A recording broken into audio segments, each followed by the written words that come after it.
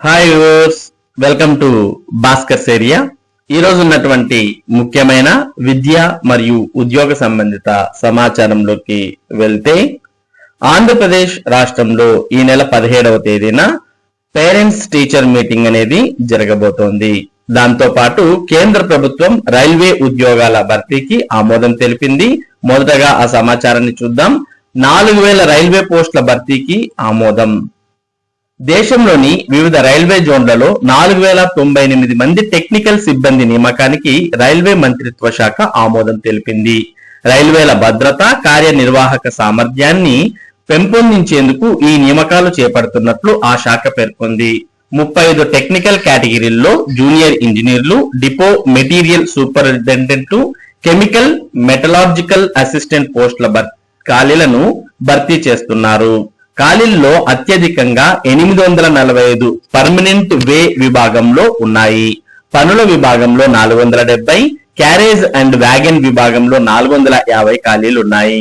ఈ నెల 21 నుంచి దీనికి సంబంధించి నోడల్ రైల్వే రిక్రూట్మెంట్ బోర్డులు కేంద్రీకృత నియామక నోటిఫికేషన్లు జారీ చేయడం ప్రారంభిస్తాయని మంత్రిత్వ శాఖ పేర్కొంది. కాబట్టి 4000 రైల్వే పోస్టుల భర్తీకి కేంద్ర ప్రభుత్వం ఆమోదం తెలిపింది. మరి వీటిని త్వరలోనే ప్రభుత్వం భర్తీ చేయబోతోంది.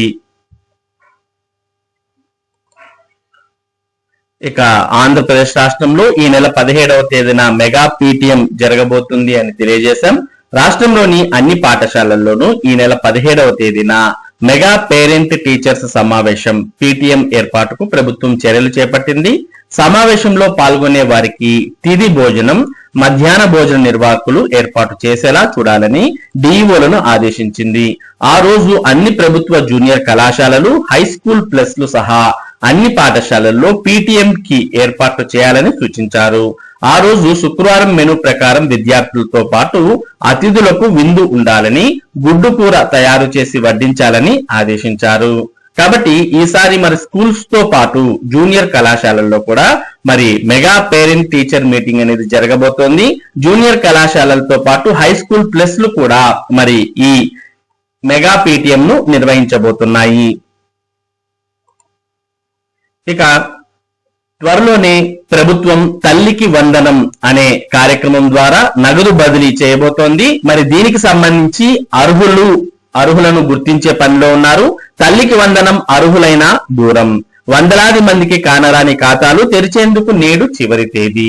వందలాది మంది ఇంటర్ విద్యార్థులకు తల్లికి వందనం పథకం దూరమయ్యే పరిస్థితి నెలకొంది. 2026-27 విద్యా సంవత్సరంలో ఇంటర్మీడియట్ మొదటి సంవత్సరం చదువుతున్న అర్హులైన చాలా మంది ఎస్సీ విద్యార్థులకు బ్యాంక్ ఖాతాలు లేవు. వీరు నంద్యాల జిల్లాలో 2377, కర్నూలు జిల్లాలో 1946 మంది వరకు ఉన్నారు. కొందరు ఖాతాలు తెరిచిన ఎన్పిసిఐకి లింక్ కాలేదు. దీనిపై చాలా మందికి అవగాహన లేకపోవడంతో పథకాన్ని కోల్పోయే పరిస్థితి ఏర్పడింది. త్వరలోనే రాష్ట్ర ప్రభుత్వం తల్లికి వందనం పథకం నిధులు విడుదల చేసే అవకాశం ఉంది. తగిన పత్రాలతో ఖాతా తెరవాలి. మరి ఖాతా తెరిచేందుకు ప్రభుత్వం శుక్రవారం వరకు గడువిచ్చింది. ఖాతాలు లేని విద్యార్థులు ఇండియన్ పోస్టల్ పేమెంట్స్ బ్యాంక్ ద్వారా 200 రూపాయలతో ఖాతా తెరిచే అవకాశం కల్పించారు.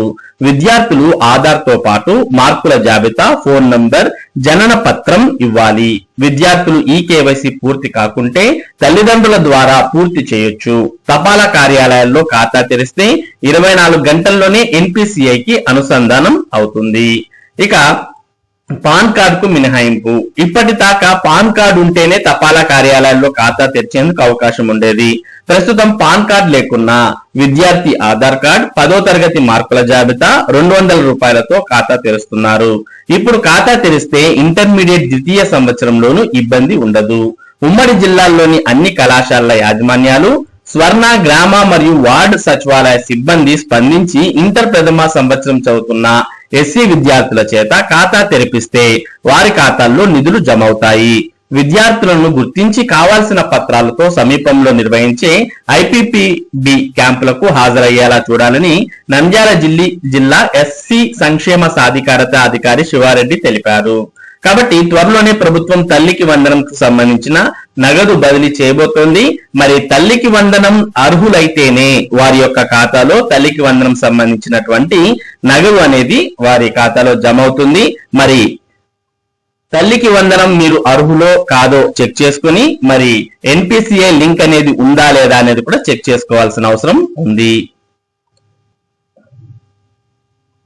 ఇక నేడు రాష్ట్ర కేబినెట్ భేటీ, కీలక నిర్ణయాలు తీసుకోనున్న మంత్రివర్గం. ల్యాండ్ పుల్లింగ్ రైతులకు భారీ ఊరట, 1.5 లక్షల రుణమాఫీకి ఆమోదం తెలిపే ఛాన్స్. నేడు ఏపీ మంత్రివర్గం సమావేశం జరగనుంది. శుక్రవారం ఉదయం 10:30 గంటలకు సచివాలయంలో సీఎం చంద్రబాబు నాయుడు అధ్యక్షతన కేబినెట్ భేటీ కానుంది. ల్యాండ్ పుల్లింగ్ రైతులకు భారీ ఊరటను మంత్రివర్గం ఇవ్వనుంది. రాజధాని అమరావతికి కొత్తగా భూములిచ్చే వారికి ఎకరానికి ఏడాదికి 40,000 యాన్యుటీ ఇచ్చేందుకు మంత్రి మండలి ఆమోదం తెలపనుంది. గ్రామ కంటాల్లో భూములు కోల్పోయిన వారికి నెలకు 10,000 అద్దె భత్యంకు కేబినెట్ ఆమోద ముద్ర వేయనుంది. కొత్త పుల్లింగ్ గ్రామాల రైతులకు 1.5 లక్షల వరకు రుణమాఫీకి సైతం మంత్రి మండలి నిర్ణయం తీసుకోనుంది. ఇంటర్నేషనల్ స్పోర్ట్స్ సిటీ పరిధిలోని 307 ఎకరాల ఇనాం దేవాదాయ శాఖ భూముల బదిలీ కోసం దేవాదాయ శాఖకు 159 కోట్లు పరిహారం చెల్లించేందుకు సిఆర్డీఏకి మంత్రివర్గం అనుమతి ఇవ్వనుంది. ఇటీవల 19వ ఎస్ఐపిబి సమావేశంలో ఆమోదించిన పెట్టుబడులకు కేబినెట్ గ్రీన్ సిగ్నల్ ఇవ్వనుంది. ఎస్ఐపిబిలో ఆమోదించిన 11 ప్రాజెక్టులు, 9,076 కోట్ల పెట్టుబడులు, 10,531 ఉద్యోగాల కల్పన జరిగే అవకాశం ఉంది. అమరావతిలో ఫిషరీస్ శాఖ ఆధ్వర్యంలో ఆధునిక అక్వేరియం కార్యాలయం నిర్మాణానికి 2 ఎకరాల భూమి కేటాయింపుకు పచ్చ జెండా ఊపనుంది. ఇక అలాగే ఆర్ట్ ఆఫ్ లివింగ్ సంస్థకు మొత్తం 7.42 ఎకరాల భూమి కేటాయింపుకు కేబినెట్ ఆమోదం తెలుపనుంది. ఈషా ఫౌండేషన్ కు భూమితో పాటు పార్క్ వినియోగ హక్కులు, పార్క్ నిర్వహణ బాధ్యతలు అప్పగించే నిర్ణయానికి ఆమోదం లభించనుంది. సిఐఐకు 4 ఎకరాల భూమి కేటాయిస్తూ సిఆర్డీఏ అథారిటీ తీసుకున్న నిర్ణయానికి మంత్రి మండలి గ్రీన్ సిగ్నల్ ఇవ్వనుంది. మరి ఈ రోజు రాష్ట్ర కేబినెట్ లో ఈ నిర్ణయాలు తీసుకునే అవకాశం ఉంది.